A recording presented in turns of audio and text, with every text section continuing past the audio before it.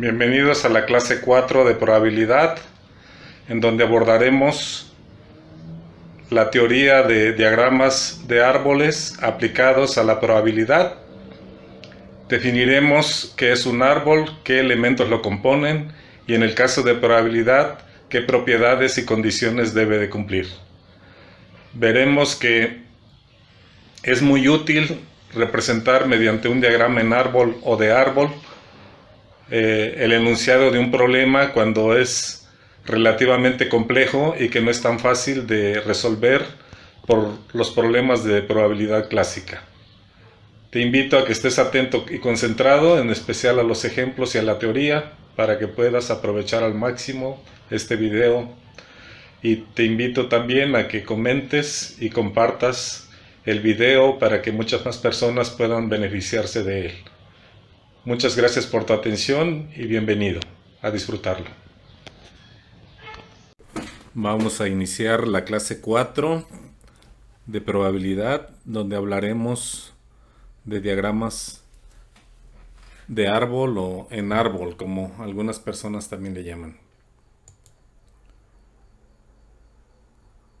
Y bueno, lo vamos a hacer porque hay dos formas principales para visualizar sucesos, especialmente complejos, compuestos o condicionales, y una es usando tablas de contingencia, que las veremos en la clase 5, y diagramas en árbol o de árbol, que los veremos en este momento y iniciaremos por su definición.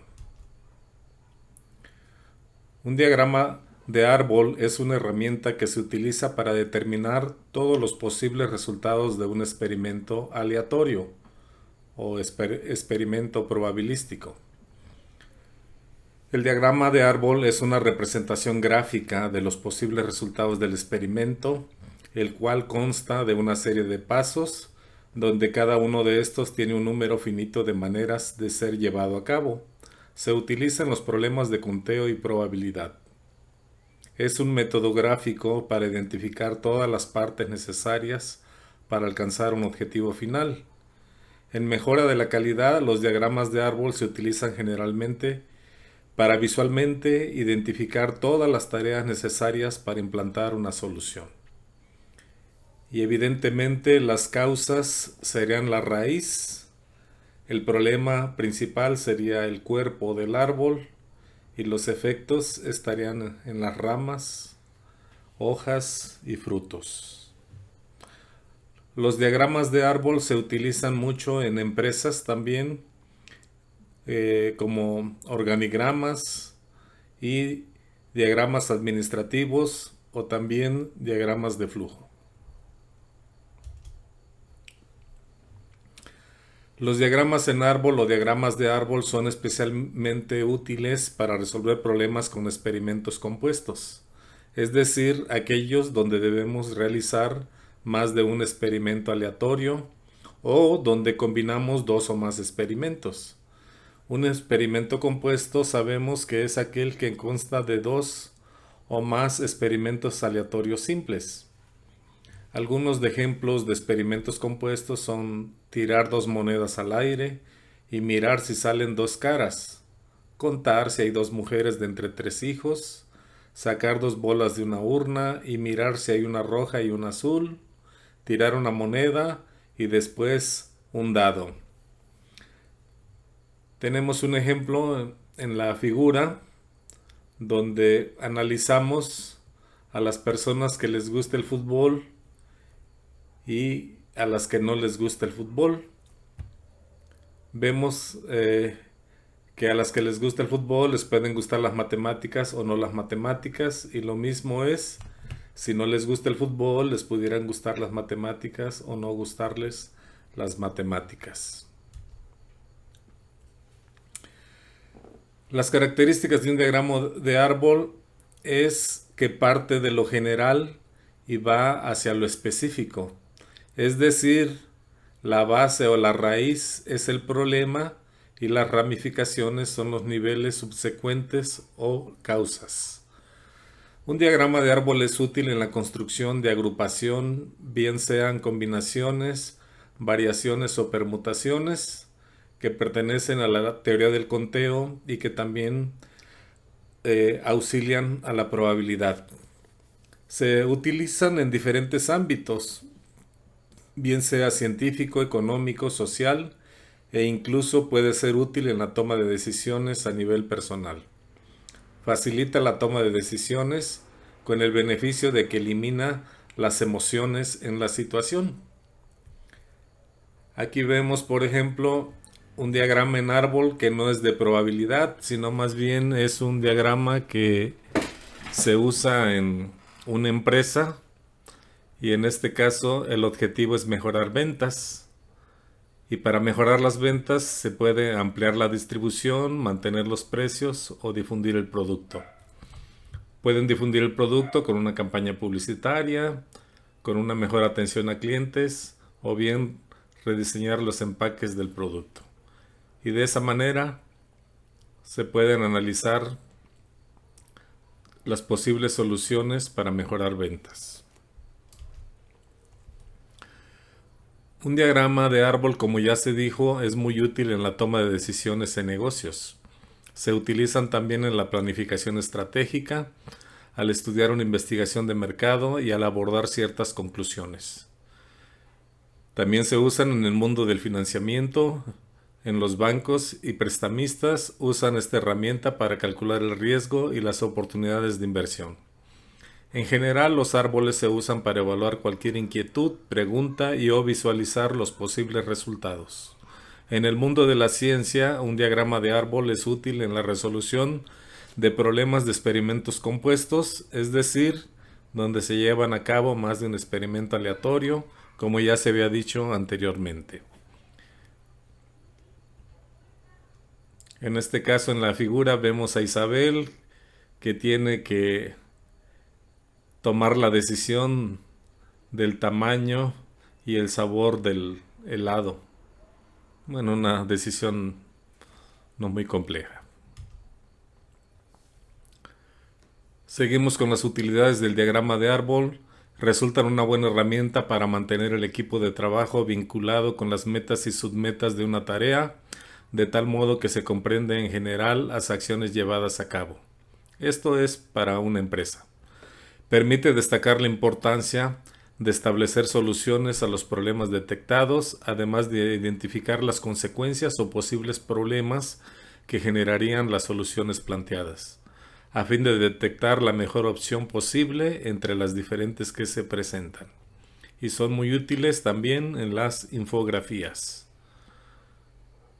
Y vemos en este caso que el diagrama de árbol para que una dama escoja su ropa. Si es verano, pues prendas ligeras, y si es invierno, pues prendas más abrigables. ¿Cómo vamos a crear un diagrama de árbol experimental o de probabilidad? En la construcción de un diagrama en árbol se comienza colocando una rama para cada una de las posibilidades y se acompaña de su respectiva probabilidad, la cual generalmente se escribe encima de la rama. Estas ramas son conocidas como ramas de primera generación. En este caso lo tendríamos, la de primera generación sería la de el autobús 1, autobús 2 y autobús 3. Al final de cada ramificación de primera generación, a la vez se constituye un nodo, del cual salen nuevas ramas. Estas se conocen a modo de ramas de segunda generación, según el número de posibilidades en el siguiente paso, con la salvedad de que el nodo represente una posibilidad de fin del experimento, es decir, el nodo final. Donde se unen dos o más ramas se llama nodo, y donde ya no continúa la rama del árbol o el mismo árbol, se le llama nodo final. Y acá tenemos otra definición también. Dice que es una herramienta que se utiliza para determinar todos los posibles resultados de un experimento aleatorio, Se construye horizontalmente y está constituido por varias ramas que parten de un punto o nodo que representa un evento.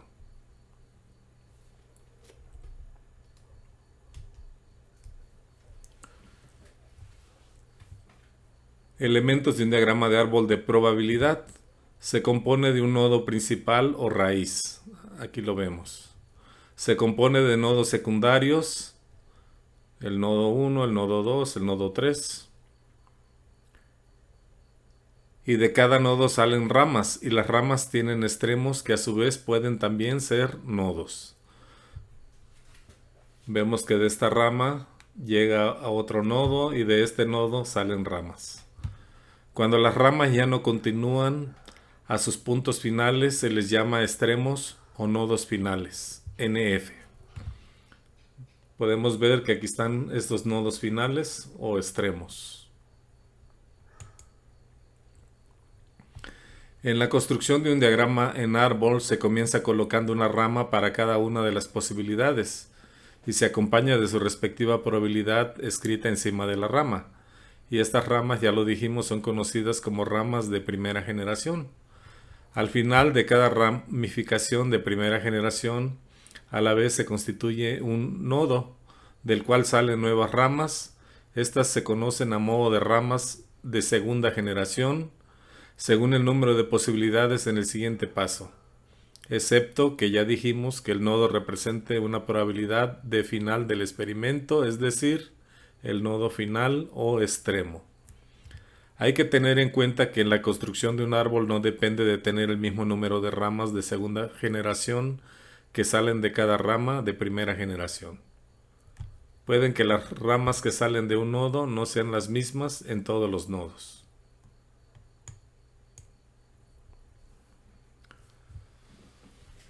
¿Qué propiedades tienen los diagramas de árbol de probabilidad? Pues la propiedad 1 establece que la suma de las probabilidades de las ramas que salen del nodo, siempre su suma debe ser igual a 1. Y en este caso de este nodo tenemos 4 ramas, así que la probabilidad 1 más la probabilidad 2 más la probabilidad 3 más la probabilidad 4 deben sumar 1. Sin importar cuántas ramas salgan del nodo, la suma de todas las ramas que salen del nodo debe ser igual a 1. La propiedad 2 establece que para hallar la probabilidad de un nodo se multiplican las probabilidades de las ramas que forman su trayectoria o su camino, desde el nodo raíz hasta el nodo destino. Aquí vemos una trayectoria ABC, NF1 o NF2. Vemos que para hallar la probabilidad en C tendríamos que multiplicar las trayectorias las probabilidades, de su trayectoria, de su camino. En este caso, para llegar a C, partiendo de A, tendríamos que ir de A a B y de B a C. La probabilidad de A a B es P1 y de B a C es P4. Así que la probabilidad en C sería multiplicar P1 por P4. Si nos piden la del nodo final 1, entonces tendríamos que multiplicar todas las probabilidades que están desde el nodo raíz A hasta llegar a NF1, que sería P1, P4 por P7, obviamente multiplicadas. Y si nos piden la probabilidad del nodo final 2, sería probabilidad 1, probabilidad 4 y por probabilidad 8. Siempre para hallar una probabilidad de cualquier nodo o extremo, necesitamos multiplicar las probabilidades que forman su camino o trayectoria. La probabilidad 3 establece que la suma de las probabilidades de los nodos extremos o finales de un árbol de probabilidad debe ser igual a 1. Es decir, todos los nodos extremos, al sumar sus probabilidades de todos, nos debe dar como resultado 1. De la probabilidad del nodo final 1 hasta la probabilidad del nodo final 6 debe sumar 1. Y esa es la comprobación de que todos nuestros cálculos están correctos. Propiedad 4. En cada rama del árbol se encuentra la probabilidad condicional de que ocurra el nodo siguiente, dado que ha ocurrido el nodo anterior. La probabilidad condicionada, la cual supone que ocurra un evento B, con el conocimiento que también ocurre otro evento A, definidos como eventos dependientes. Es decir, para que ocurra el evento B, necesitamos que haya ocurrido A primero. Y para que ocurra C, necesitamos que haya ocurrido B y haya ocurrido A. La probabilidad condicional se escribe como probabilidad de B dado que ha ocurrido A. La línea vertical se lee como dado que. Y siempre va a ser igual a la intersección de A y B dividido entre la probabilidad del valor que aparece después de la A.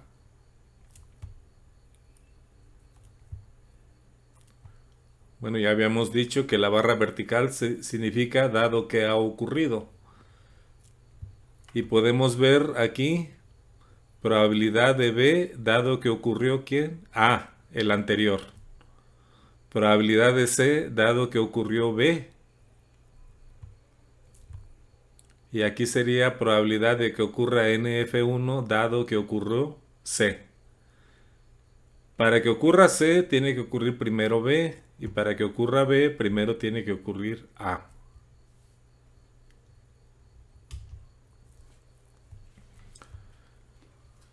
Bueno, entonces lo que se presenta en las ramas es una probabilidad condicional, porque es necesario que para que ocurra B haya ocurrido A.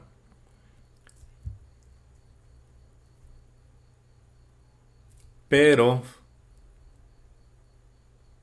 si en el diagrama de árbol se multiplican las probabilidades de las ramas, podemos hallar la probabilidad de la intersección de A y B, multiplicando la probabilidad de A por la probabilidad de B dado que ocurrió A, o bien la probabilidad de A complemento y B sería igual a la probabilidad de A complemento multiplicada por la probabilidad de B dado que ocurrió A complemento. Vamos a ver un ejemplo. En una urna se tienen 7 bolas azules y 3 verdes. Se extraen 2 bolas al azar. Hallar la probabilidad de que la primera bola sea azul y la segunda sea verde. Solamente nos piden el caso que la primera sea azul y la segunda bola sea verde. Entonces, de que la primera bola sea azul, serían 7 favorables de 10 bolas posibles. De que sea verde, de que la primera bola sea verde, sería 3 favorables de 10 posibles. Si nos vamos por este camino de la bola azul, significa que ya hemos extraído una bola azul. Así que la siguiente puede ser azul o puede ser verde. Para que sea azul, ya nomás tendríamos 6 de 9. Y para que la bola sea verde, no hemos sacado en este camino, porque el camino es de azul, no hemos sacado ninguna verde. Así que para este caso tendríamos 3 de 9. Recuerden que acá ya sacamos una bola de las 10 y solamente en el segundo momento, para la segunda rama solamente tenemos 9 bolas. Si nos vamos por el camino de verdes, en el caso de que la primera bola haya sido verde, solamente nos quedarán 2 verdes. Pero no hemos sacado ningún azul, así que tenemos las 7 azules y 2 verdes que sumarían 9 bolas. De que salga azul serían 7 novenos. Y de que salga verde tendríamos 2 novenos. Así que de que la primera bola sea azul y la segunda sea verde, tendríamos como respuesta 7 novenos. Perdón.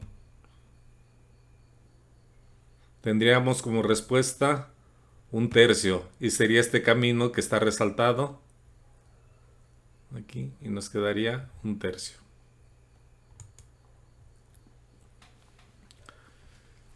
Vamos a otro ejemplo. Se seleccionan 2 semillas aleatoriamente, una por una, de una bolsa que contiene 10 semillas de flores rojas y 5 de flores blancas. ¿Cuál es la probabilidad de que la primera semilla sea roja? La segunda semilla sea blanca, dado que la primera fue roja. Bueno, la probabilidad de que la primera semilla sea roja es 10 de 15, puesto que tenemos 10 rojas de un total de 15 semillas. Puesto que, bueno, ya lo dijimos. Escrito con notación de probabilidad, tendremos que probabilidad de que la primera sea roja, 10 quinceavos. O 2 tercios. La probabilidad de que la segunda semilla sea blanca se ve influida por lo que salió primero, es decir, esta probabilidad está sujeta a una condición, la que de la primera semilla sea roja. Este tipo de probabilidad se le llama probabilidad condicional y se denota como que la probabilidad de que la segunda semilla sea blanca, dado que la primera fue roja. Y se lee la probabilidad de B2 dado que R1. Y esta probabilidad es de 5 catorceavos. ¿Por qué? Porque ya tenemos solamente 14 semillas porque la primera fue roja y de las 15 nos quedan 14. Y como no habíamos sacado ninguna blanca, todavía tenemos 5 favorables de un total de 14 restantes.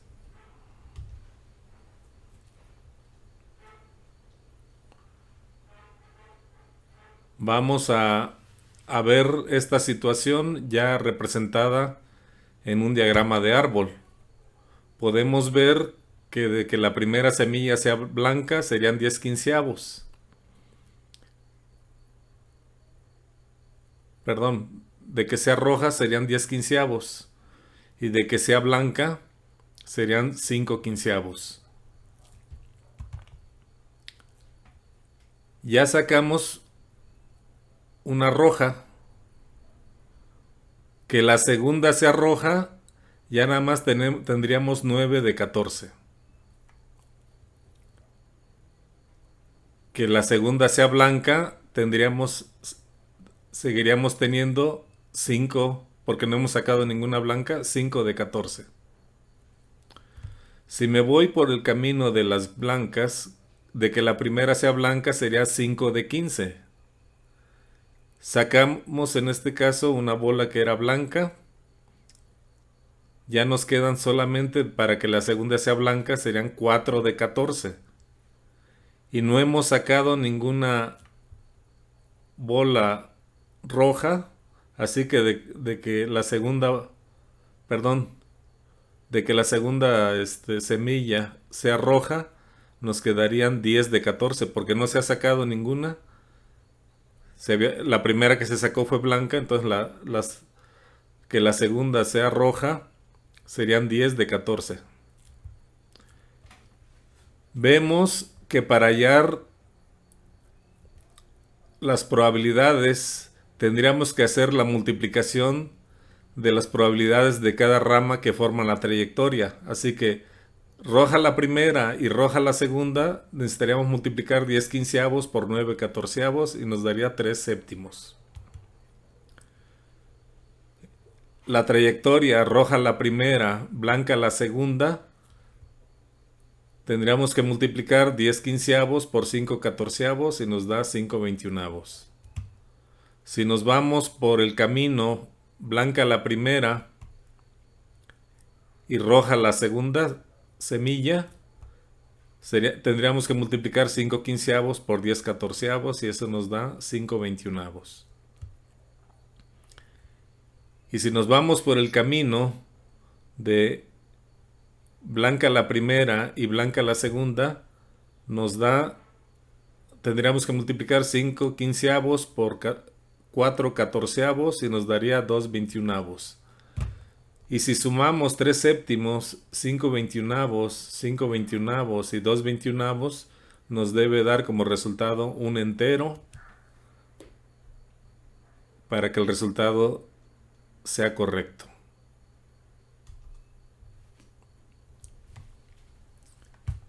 Vamos con otro ejemplo. Dice, en un aula el 70% de los alumnos son mujeres. De ellas el 10% son fumadoras. Y de los varones son fumadores el 20%. Nos dice que el 70% son mujeres. Entonces quiere decir que el 30%, o sea, ya convertido a decimal, el 0.3 serían hombres. Nos dice que las mujeres el 10% fuma, o sea, el 0.1 fuma, evidentemente el 0.9 no fuma. El hombre nos dice que el 20% de ellos son fumadores, es decir, en decimal sería el 0.2 que fuma de los hombres. Y el 0.8 serían los hombres que no fuman. Si nos pide la cantidad de fumadores que hay, tendríamos que hacer los productos para hallar los nodos extremos o finales que fuman. Y recordamos que sería multiplicar 0.7 por 0.1. Y la otra trayectoria sería 0.3 por 0.2.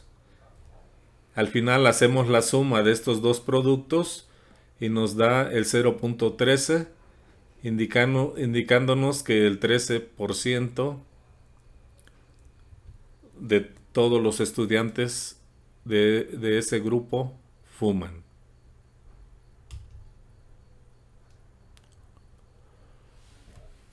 Ahora dice, si se elige a un individuo al azar y es fumador, ¿cuál es la probabilidad de que sea un hombre?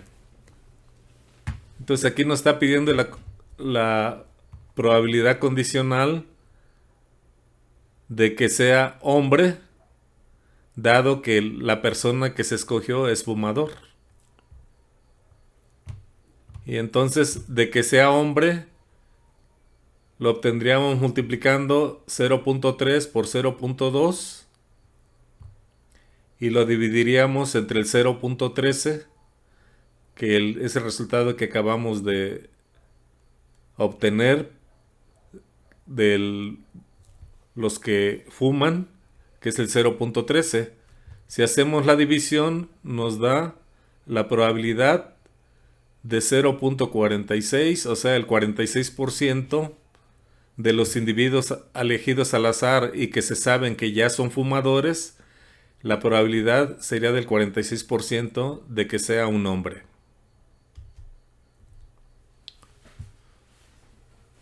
Vamos a otro ejemplo. Dice en el restaurante de Puppy English, supongamos que el 80% de los clientes escogen sopa como entrante y el 20% jugo. De los que escogen sopa, el 20% elige vegetales, el 30% pescado y el 50% carne. De los que escogieron jugo es el 30%, 40% y 30% para vegetales, pescado y carne respectivamente. Podemos utilizar estos valores para estimar las probabilidades de los dos primeros platos usando un diagrama de árbol. Nos dice que el 80% de los clientes escogen sopa y el 20%, o sea el 0.2, escoge jugo. De los que escogieron sopa, el 50% elige carne, el 30%, o sea en decimal 0.3, escoge pescado y el 20% elige vegetales. Si escogieron jugo, sus probabilidades para escoger carne es del 30%. Pescado el 40% y vegetales el 30% o 0.3. Si quiero saber la probabilidad de sopa y carne, multiplicaría 0.8 por 0.5 y me da 0.4. Si quiero la probabilidad de sopa y pescado, multiplicaría 0.8 por 0.3 y me daría 0.24, el 24%. Y si quiero la probabilidad de sopa y vegetales, multiplicaría 0.8 por 0.2 y me daría el 0.16, el 16%. Si quiero que la probabilidad de jugo y carne, multiplicaría la trayectoria de 0.2 por 0.3 y me daría 0.06. De jugo y pescado, 0.2 por 0.4 me daría 0.08. Y 0.2 por 0.3 me daría el platillo de jugo con vegetales y me daría 0.06. Si sumo todos los nodos finales o extremos, estas probabilidades me deben sumar 1. Así que, ¿cuál es la probabilidad de los dos primeros platos usando el diagrama de árbol? Pues de cualquier plato se forma, aquí tenemos su probabilidad en el nodo extremo. Si consideramos que los dos primeros platos sería sopa y carne, pues se lleva el 40% de los platillos, ¿no? Y eso haría que la cocina pues se preparara especialmente con mayor cantidad de sopa y carne y sopa y pescado, que son los platillos principales que se llevan el 64% de los platillos que se piden en ese restaurante.